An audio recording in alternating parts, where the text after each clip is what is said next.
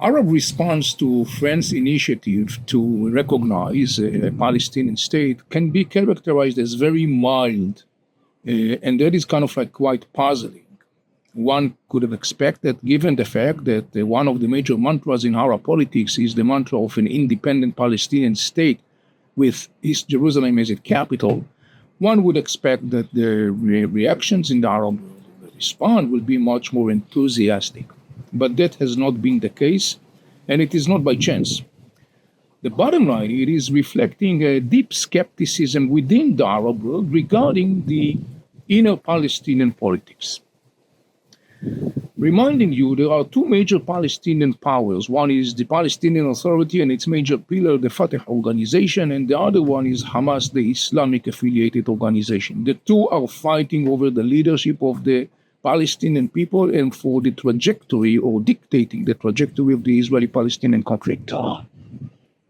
Remember that in 2005, Israel withdrew from Gaza Strip and handed control over Gaza Strip to the Palestinian Authority.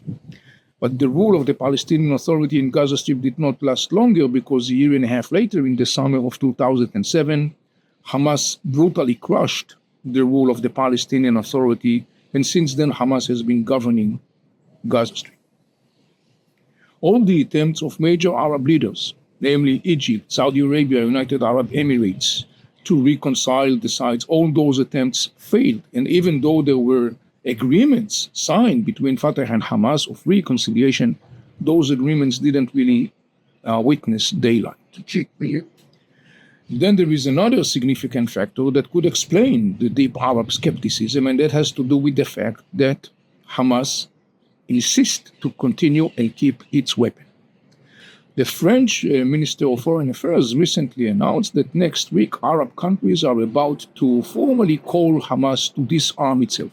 That is very nice and significant, but it's very doubtful whether it's going to result in the disarmament of Hamas, bearing in mind that Hamas spokespersons at all levels constantly state that Hamas will not disarm itself. Moreover, we should remember that the Palestinian president himself, Mahmoud Abbas, Abu Mazen, more than once made it very clear that he will not accept a situation where there are different powers that hold weapons in a Palestinian state other than the legitimate formal government of that state.